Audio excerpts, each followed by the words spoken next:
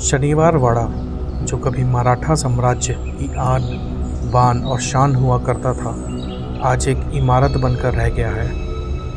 आज से करीब 246 साल पहले इस महल में एक ऐसी घटना घटी जिसकी गूंज आज भी सुनाई देती है।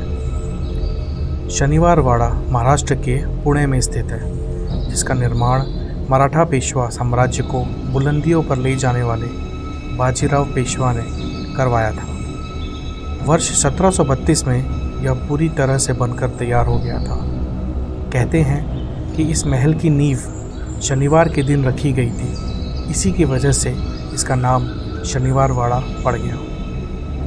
करीब 85 साल तक यह महल पेशवाओं के अधिकार में रहा था, लेकिन 1818 ईस्वी में इस पर अंग्रेज़ों ने अपना अधिकार जमा लिया और भारत की आज़ादी तक ये उनके ही अधिकार में रहा।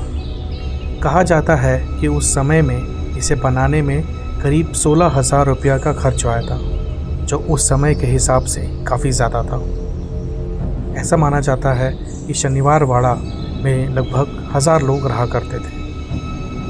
एक बार की बात है, वर्ष 1828 में इस महल में भयंकर आग लगी थी, जो 7 दिनों तक चलती रही। इसकी वजह से महल का बड़ा हिस्सा जल गया था। अब यह आग किसने लगाई, कैसे लगी, ये आज भी एक सवाल बना हुआ है और इसके बारे में कोई नहीं जानता।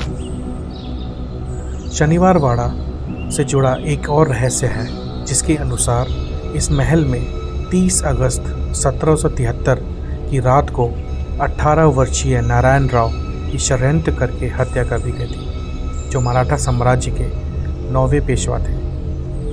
रघुनाथ राव, जो नारायण राव के चाचा थे, वो युवा राजकुमार को पसंद नहीं करते थे।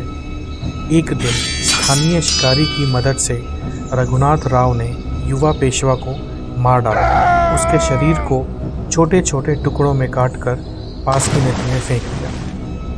कई स्थानीय लोगों का कहना है कि वो कभी कभी युवा पेशवा की चीख "काका मला वाचवा", इसके अनुसार "चाचा मुझे बचाओ" सुनते हैं। इस हत्या के बाद उसकी आत्मा इसी किले में भटकती है और अमावस की रात में नारायण राव की चीखें आज भी किले में सुनाई देती हैं।